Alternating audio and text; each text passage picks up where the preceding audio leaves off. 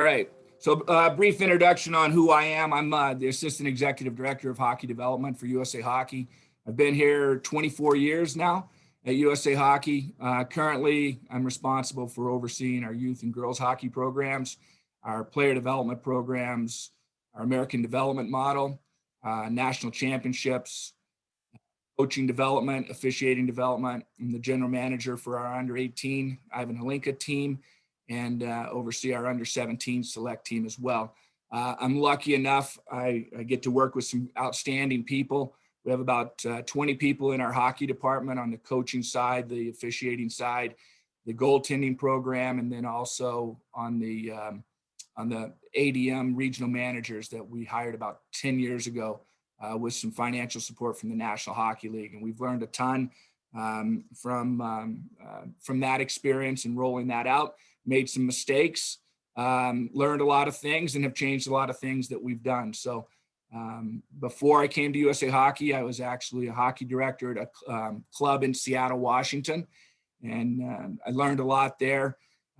Had great experiences, though, working with coaches and working with kids along the way.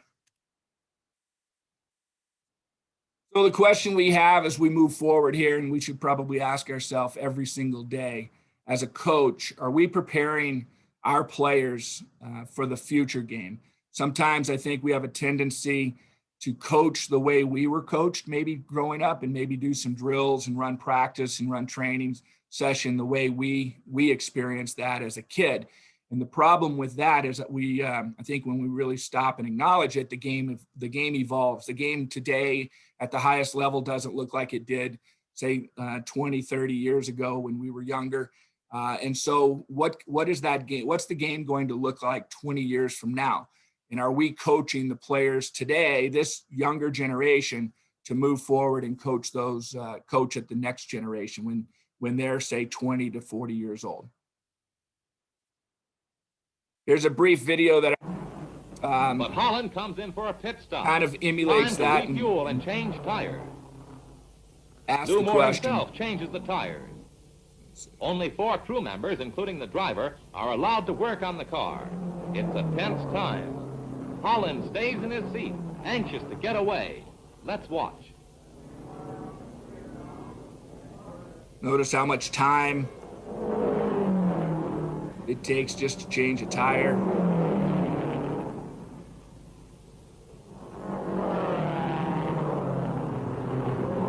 Just for a pit stop to refuel.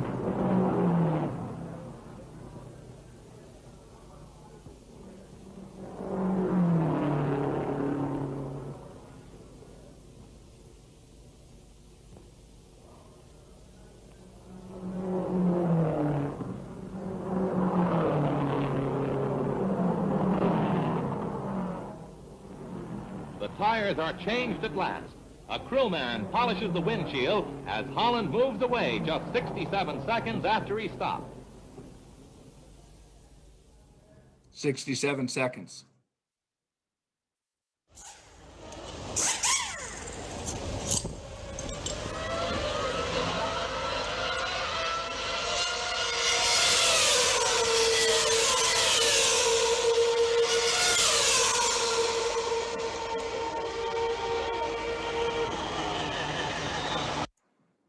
Oops.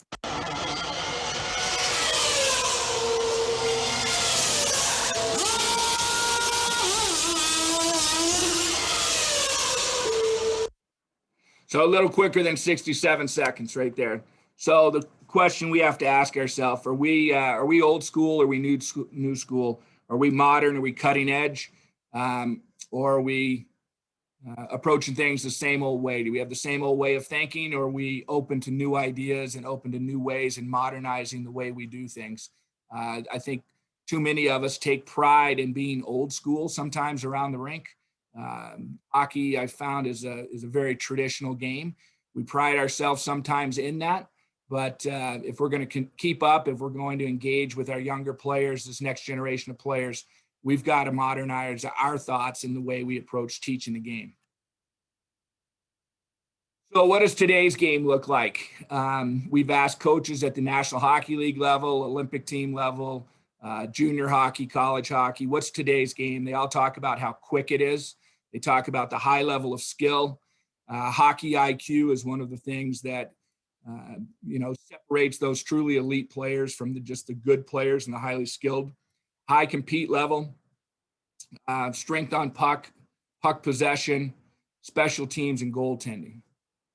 Those are just some of the things. I'm sure everybody here can think of some other things, but those are some of those things. And I think as we move forward, we can talk about how do we teach those things and how do we teach them and continue to raise the bar. It's just a little clip that I stole off Twitter, and I thought, you know what, this really epitomizes a bit of the modern game. You see these, what we call the Royal Road, multiple passes, moving the puck around, some no-look passes, cross crease for an easy tap-in goal. What are some fundamental hockey skills?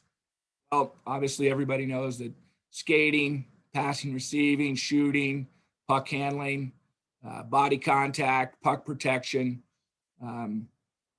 other things. Maybe at this time you want to type in, if you have some other fundamental hockey skills that you think of, you could type it into the chat. So as we all run practice, we all think about what we're going to do in practice. What's the purpose of practice? Not just about improving the car, it's about improving the driver as well. So what does that mean? So how do we do that? What are the most important elements of a good practice design? At USA Hockey, we've robbed, stolen from other sports, and put together our own concept, but fun is probably the number one. Constant decision-making, challenges the players, looks like the game, and puck touches. So if we're going to design a practice, we want our drills, our games, the whole thing to embrace and include as many of these 5 elements as possible. It's not always possible to include all 5, but we want to try to include as many of those and incorporate as many of these into our drills and games that we do in practice so that it transfers to the game. So here's what we're seeing right now. Let's see. I don't know, you guys in England probably don't ever see this, but over here in the US, we're still seeing this, unfortunately. And aren't we lucky to have the whole ice tonight? Ice time's expensive. Honestly, just 1 or 2 players going at a time. Think about those 5 elements. Think about those 5 elements and how it relates to the game. And this video on the right here. So what do we see here? Anybody want to speak up and say what we see here? And take yourself off mute if you'd like.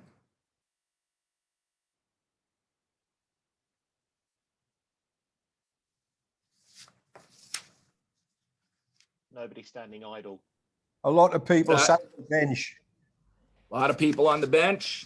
That's a great point. No instruction from the coach except with the goalie. Does it incorporate, how does it incorporate, or how does it look compared to those 5 elements? So does it look fun? It's got the repetition in there because they're doing break out, break in. How is it? Is it challenging when it comes to decision making or constant decision making? No, because it's a bit too. If you put a few more of them out there in one zone, it would make it a bit more challenging for them, and some of the other players on the bench would get a bit more out of it as well. There's no pressure. They're just getting patterns. So that's a good point. Does it challenge the players? No, not really. Of 1 to 5, if 1 is no challenge and 5 is extreme challenge? 2. 2. There's no one forcing it. There's no one trying to back check or forecheck or anything on them. You need someone chasing. if you're firing the puck into the D like that, you need someone to forecheck the D to make a decision. What are they going? Are they doing D to D pass or are they going up to the wing? Does it look like the game? No, Slow. it's too easy. It looks like a warm-up drill in practice. Slow tempo. How is it with puck touches for each individual player? Probably one in every 6 to 12 passes. Okay. So very there's not much contact with the puck at all. Long shift as Great well. stuff. Great stuff. So as we move forward here, we ask, why do kids sign up for hockey? What we found in our surveys is they want to play, want to have fun, and most of them want to get better. We haven't seen anybody fill out their survey and say that they signed up to train or they signed up to practice. They signed up to play. Maybe make friends is another one that we see sometimes. What's the challenge for us? The challenge for us as a coach, I believe, is to find that balance between teaching skills. How do we develop hockey sense and hockey IQ? How do we teach team play, team concepts or systems while we keep our players engaged, while we keep them entertained to where they're having fun and they're passionate. Their passion grows about what they're learning and what they're working on. We ask our national team development program coaches and some of the elite coaches that work our national camps, what are the characteristics of the most elite players? Number one, hands down, they say hockey sense, mental aspects of the game, effort, the grit to grind through what it takes to become a player, a skilled player, to win, the decision-making, and the ability to make a play under pressure. Well, how do we do that? We think, and what we've been working on and trying to implement with our programs, is increasing the number of small area games. Why small area games? Here's just a few things I'll go through rapidly, but players compete when there's competition, when there's an opponent. More game situations, more game experience, things that look like the game, things that translate and transferable to the real game. Increased experience with the 4 game roles, rapid transition from one role to the other. Does anybody want to speak up and maybe offer up the 4 game roles? I don't know if you guys talk about that much.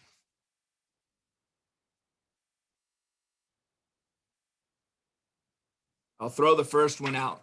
The first one would be the offensive player with the puck or the puck carrier. Anybody want to take a shot at 2, 3, and 4? Offense without the puck. Offense without the puck. So that leaves the defensive side. So Defense with the puck and defense without the puck. yep. So you'll see that here, this little graphic we put together, the puck carrier, the offensive player without the puck or away from the puck, defending player that's on the puck carrier, and defending players that are away from the puck without the puck. Those are the 4 roles, and we focus more on those than we have actual positions. And this ability to transition from one role to another role of all of these 4, it happens constantly in a real hockey game. Constantly. And your best players are those that can identify the role change quickly. They mentally can see it and anticipate it and recognize it. And then they physically can take advantage and adjust to whatever that new role is. So that's what we're trying to get to. And that's what we believe the small area games can teach and expose and provide experience to the players as they're coming up. So the benefits, there's real game-like situations, more activity, more fun, better development. You take away time and space, and that raises the level of intensity, requires players to compete. It's harder for them to hide. They don't have a lot of big open ice with nobody around them. There's more puck battles as a result, which leads to more body contact, forces quicker mental and physical reactions, as I mentioned. Also allows and inspires creativity because there's not a predetermined outcome. You're not asking players to skate around a cone. You're not asking players to just drive wide outside the dots. You're asking them to solve problems, recognize the scenario, and they have to become problem solvers. That's what hockey is in the real game. It improves their hockey sense. They have to make more decisions quicker at a higher tempo. And for goalies, they see more game-like shots. It's not, oh, just three-line shooting, no resistance, guys coming down the wing and taking a shot from the blue line, or skating around this cone, and as soon as he gets around that cone, I know he's going to shoot. So it requires more read and react, more game-like scenarios, even for the goalie. And then the fun increases love and passion because they're playing hockey. They're not training, they're not just doing a drill. So what does it look like? A lot of times people say, you know, oh, we do small area games. And what does that mean? When you ask them or they describe it, it just means 3-on-3 cross ice hockey or 4-on-4 cross ice hockey. What we want to share, what we want to emphasize is that there's unlimited number of ways you can divide the ice, the way you can organize the ice, the size, the shape, the number of players. Don't limit yourself just to 3-on-3 or just to cross ice 3 zones. You can divide the ice up in a multitude of ways. Things to think about when you're creating your small area games or your competitive games, whatever you want to call them. What ages are you coaching? What positions do you want to work on? What's the length of the drill or the game that you want? Are they hydrated? What's your work to rest ratio? This is not as important with the younger kids because they can go kind of 1-to-1. But as you get older, you want to move into a 1-to-3 work to rest ratio, or even a 1-to-4, depending on the age groups, depending on what your goals are. It allows us to run practice at least twice a week because the small area game never presents the same exact scenario. And the more they play a game, the more they start to realize solutions and realize ways to solve the challenge or the problem. Am I going to use a whiteboard? Am I going to draw the drill on the ice? I personally, and our coaching staff likes to draw on the ice because it's easier for the kids. The kids aren't looking in the stands. Mom or dad aren't distracting them. Their buddy's not running around. So you can draw real quickly with a marker on the ice. I like that. Seems to get the kids' attention, and it's real simple to do. I don't have to waste time skating across the ice or wherever the whiteboard is to do that.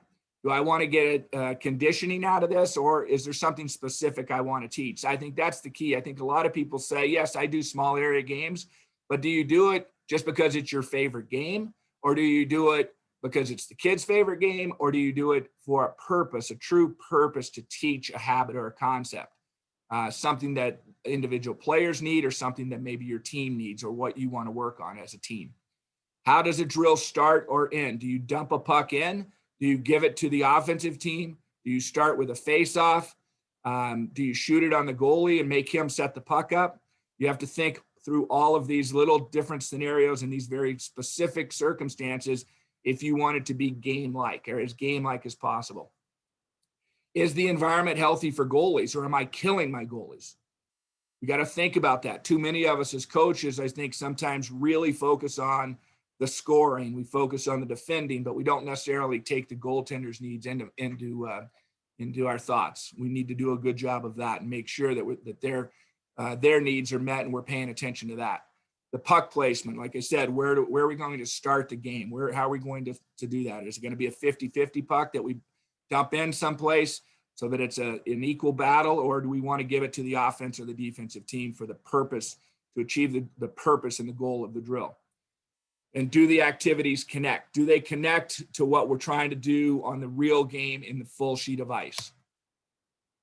So a lot of people say, well, I understand you can do scoring drills and compete drills. What kind of defensive skills and concepts can be taught? Well, forechecking and angling. I think angling, this is the best way to teach angling. It's very game-like. Stick on puck, body positioning, body contact, defending the line rush, defending neutral zone play, net front coverage, penalty kill. We'll show some videos of games that teach all of these. On the offensive side, we can do things games to even focus on skating and some of these basic skills. We can focus on breakouts, puck support, neutral zone regroups and zone entries, offensive zone play, cycling, net front play.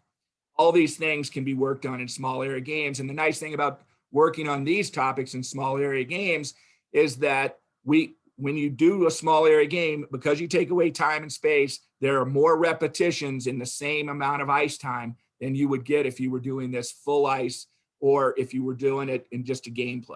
When you come to a team like the Detroit Red Wings and when you arrive, Steve Yzerman's like that, or Nick Lidstrom's like that, or now when you arrive, Pavel Datsyuk is an absolute workaholic on and off the ice. It's not by accident that these guys are this good. It's because they work that hard.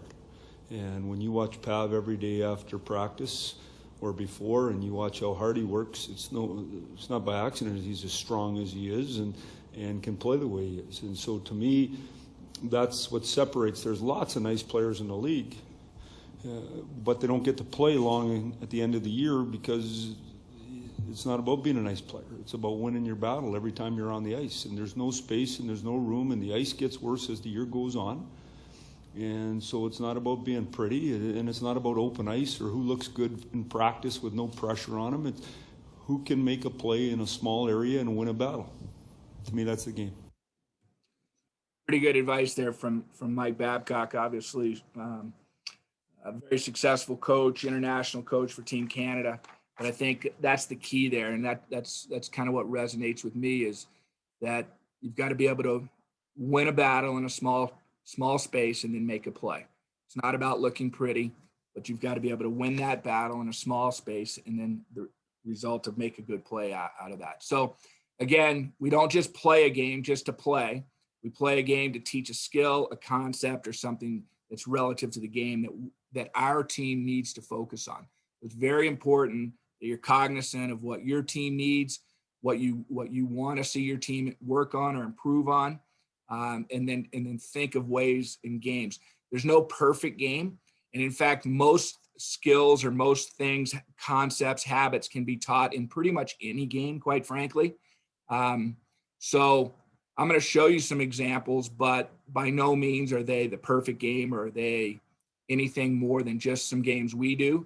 I would hope everybody gets to a point eventually where you're developing your own games. You and your coaching staff come up with your own games to teach the points, the technical points that you want to teach, that you want to see your team improve on. So what types of games? Warm-up games, obviously. There's fun games that are just fun and increase the energy and the enthusiasm to start practice maybe or to end practice. We want to teach a specific skill. We want to teach a habit or concept, problem solving or enhance hockey IQ, teaching a team play system, something specific regarding a team play concept, or just get after it and compete and battle.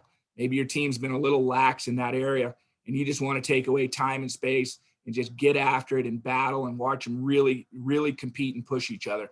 Show you some videos of that with some National Hockey League teams actually doing that.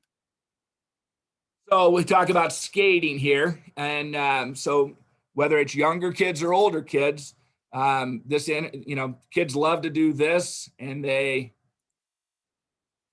compete, they have fun, but they're working on their edges, explosive speed, crossovers, all those things on the left-hand side. On the right-hand side, it's just a game of tag. Just set dividers out there and watch them try to tag their buddies as they cross through this area here. And it's a little agility, balance, coordination as they jump over those dividers and try to avoid being checked. Some real simple stuff, but quite honestly, this is the way we're encouraging our programs to work on their skating way more than just the skate around a cone, 1 foot glide, 2 foot glide, those types of things. There's another one that they actually are skating around tires, but they get to pick 3 tires to go around. They can go around any 3 tires they want, and then they race to a loose puck and try to score. So you're trying to get them to think about what's the quickest route, but they're turning right, they're turning left, screening, maybe blocking out the other player even, but a little competitiveness.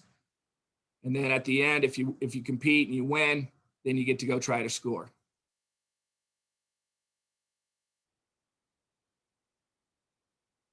This is from a hockey director training class that we did. And all it is ringette battle. Coaches turn their sticks over. Obviously, with players, with equipment, you can have a lot more physical contact. If they're trying to take the ring, it's 2v2, trying to take the ring and carry it between those tires, make it more competitive. You can push those tires together, and you have to skate it across or they pass. But it really works on angling, stick checks, stick strength, and then some proper body contact, body checking. Real simple thing, and the kids don't even realize what they're working on. You can decide when it's appropriate to actually teach within this game. So a lot of people say, well, how do I work on my systems? Well, here's a couple of ways here. This is just a very simple breakout or forecheck game. Here you're going to see players play 3v3, but when your team wins the puck, you have to take the puck behind your net. You can either carry it or you can pass it. So you're working on a little D to D behind your own net. Players, you can even tell them they have to come down below those circles, hash marks maybe, for a breakout pass. They have to, learn puck support, learn regrouping, and then it turns into a line rush. On the other side of the puck, and what's great about small area games is I can focus on either teaching the offensive side of the puck or the defensive side of the puck here. This can be a breakout game or it can be a forecheck game, whichever way, whatever I want my point of emphasis to be today. The regroup game works on puck support, breakout, and regrouping tactics, along with forecheck and angling skills. The game starts with 3 players from each team in the middle and 1 additional player from each team below his own defensive goal line. On change of possession, teams must pass to their extra player and then move to support the puck before they can attack. White moves quickly to support the breakout by filling 3 lanes and gains speed with a wing center exchange. Note the middle lane drive to the net. They continue to control the puck through cutbacks, puck support, and hard work. Those games Good off because it's 3-on-3, and then you have a teammate behind your own net that you would start your breakout with. Start national. Since Blue has good program defensive side position, White decides to spread out the defense by using their extra player. All 3 players move back to support the puck, creating options and speed. Blue is now in an F1 forecheck situation and should use skating skills, body and stick position from the middle of the ice to angle and eliminate the puck carrier. However, Blue decides to take a straight line to the puck and gets beat. Blue now fills all 3 lanes with good puck support low, allowing for an easy breakout. Through good angling and stick on puck play, White causes a turnover. Here, White does a good job of protecting the puck in a defensive zone scrum and finding their open man when the play develops.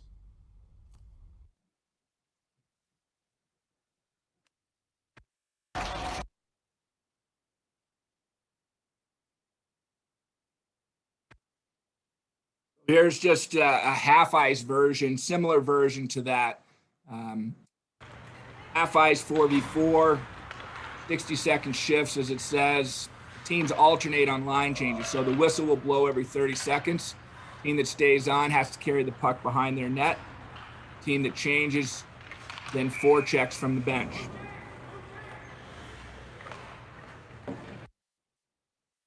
So, again, working on your breakout, other teams working on their forecheck.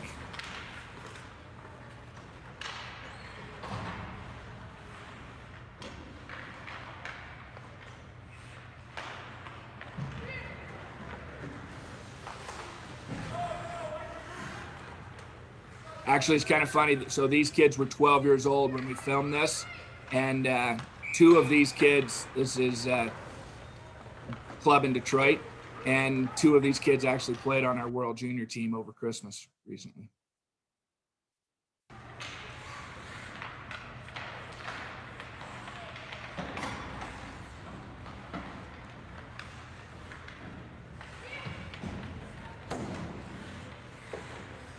Like it says, though, you get more repetitions for both teams on the breakout and on the forecheck. So if they had to do that full ice and you were trying to work on the same thing, you wouldn't get as many repetitions in the same amount of time, and things taking away the time and space obviously makes for quicker transitions of those 4 roles. So increases the mental capacity and the mental stress to make those quick decisions and those quick reads, and then the physical reaction to have to adjust to whatever role you are. So remember those roles. The player with the puck, offensive player with the puck, offensive player without the puck, defensive player on the puck, defensive players away from the puck. Also, remember those 5 essential elements of a good practice design. Is it fun? Is there constant decision making? Does it challenge the players? Does it look like the game? And are there puck touches? So here's a fun drill that we did at our under 18 national player development camp, where we were picking our under 18 Hlinka team. We call it levels and nobles. It's a combined. So you can score on either net when your team wins the puck. If you're a defensive team, your team wins the puck, then you pass to 3 guys on the boards, and they can attack either net and try to score. The defending team, again, when they win the puck, they've got to make a pass to their teammates that have slid down along the boards. So it's constant transition, offense to defense, offense to defense. It's competitive, makes opportunity to score at 2 different nets. Got a lot of players engaged and involved here. Tons of read, react, and kids love the game because there's a lot of scoring opportunities. You got to work hard to defend.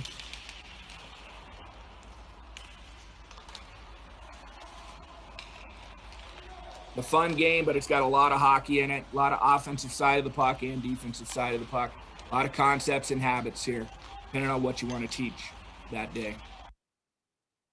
So we talk about real hockey and how do small area games, some people say, oh, it's baby hockey, it's small areas, it's not real hockey, which is full ice.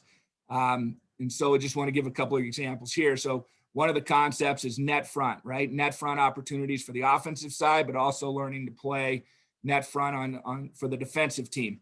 So this is just an example from a real hockey game, a World Junior game. And you can see all the traffic in front. The poor goalie, there's no way he can see. You can see the defenseman that's trying to get the puck through, and the offensive player that's trying to screen, and the defenders that are trying to defend. Here it is in real action, real hockey, NHL level. How do you teach this? Whether you want to teach the offensive side and defensemen getting pucks through to the net, or you want to teach forwards to screen and tip and create chaos in front, or you want to teach the defensive side blocking shots, getting in that shooting lane, or clearing the front of the net. So here's a fun game that we think that I like to use that shows this. You've got the players along the boards over here. These are all-time point men over here and over here to the right. Play 2-on-2 in the middle here. Whoever wins the puck has to fire the puck back to their point men in these half circles. And then they can go D to D, or they can just shoot. As soon as you go D to D, you want to get to the front of the net, take the goalie's eyes away, screen, whatever. As soon as green wins the puck back, they come back to the other side. So again, we're talking about net front defending, defensive zone play, penalty kill, offensive zone play, puck support, screening, a lot of different things that you want to. Here's how it looks in live action at our under 18 camp.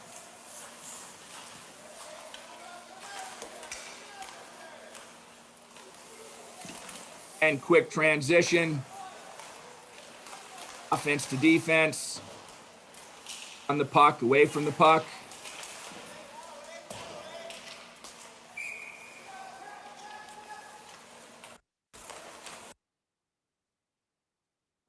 Here's a drill with our national team development program kids.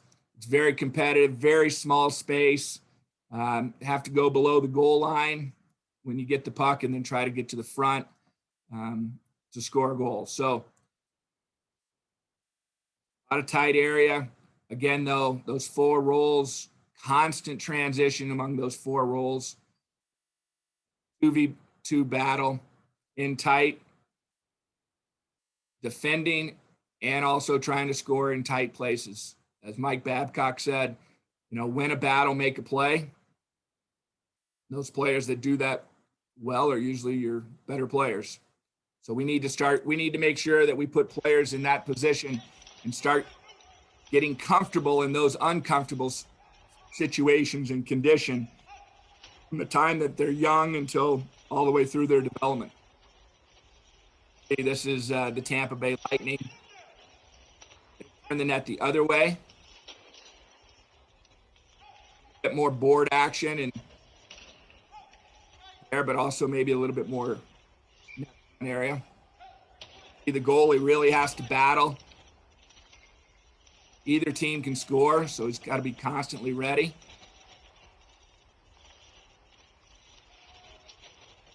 There's a rapid transition, though, from the 4 roles, from one role to the other. Offense to defense, on the puck, away from the puck. Learning all 4 of those is constant repetition. Now you can see with these older guys, you've got a lower work to rest ratio, right? The guys standing around on the perimeter, but they get after it. There's a high compete level here and a high battle level. Here's a little net front. So you see the 4 cones that are set up there. It's offensive and defensive slot play. So it's 3v3. One team is offense here. It looks like the black team is the offensive team. Coach is on the perimeter trying to make a play. As we know, it's really hard to get open in that slot area. Habit and work. Figure out how to get open, how to get your stick in a spot where you can receive a pass. And then on the defensive side, how do I defend that? So again, offensive player with the puck, defensive player on the puck. You see, constantly trying to learn to work, get open, find some space, defend. But again, constant transition. 4 roles. So some people say, can you work on special teams? So here's a few ways that we can work on power play and penalty. Very similar. So this is if anybody's been to Trnava in Slovakia. We landed at the airport, went to the Hlinka tournament. This is our first practice, but it's a little power play penalty kill game with a 4v2 on each side. You have to keep at least 2 players up above the top of the circle. But again, constant transition, but we're working on power play, some movement, some scissoring. As soon as the team with only 2 players wins the puck, they pass it across to the other side. Got a lot of players involved here. Obviously, the offensive players love to score goals and try to score goals, and the defending players try to penalty kill and deal with that odd man situation.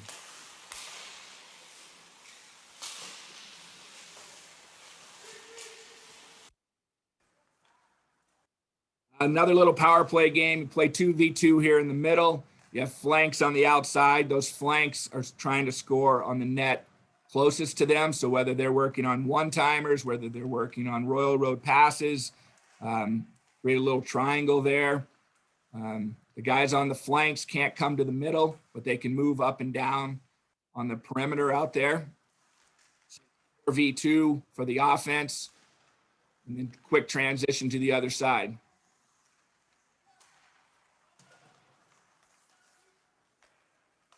So that's just a special teams small game that we use frequently.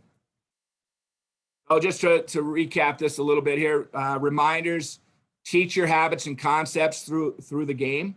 Allow your players to fail. Like, don't always jump all over them. It's going to take some time for them to figure out solutions. The more they play it, the longer they play a game, the more they're inclined to figure out a solution and solve problems. You have to be patient, have to let them figure some things out for themselves, which is good because it does teach them. That's how they learn, versus if we just set up a drill and say, skate around this cone, this guy passes to this guy, that guy passes to him, then there's nothing to figure out. and then we complain that our players don't have hockey sense or our players don't have any creativity, and then they get in the game and we're disappointed in them. So we put them in this situation where they're constantly having to solve problems. They're constantly have to transition roles.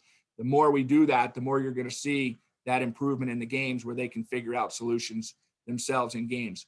Mix it up. I'm a big believer in starting and ending a practice with games. I think that really raises the energy level and the enthusiasm to start my practices.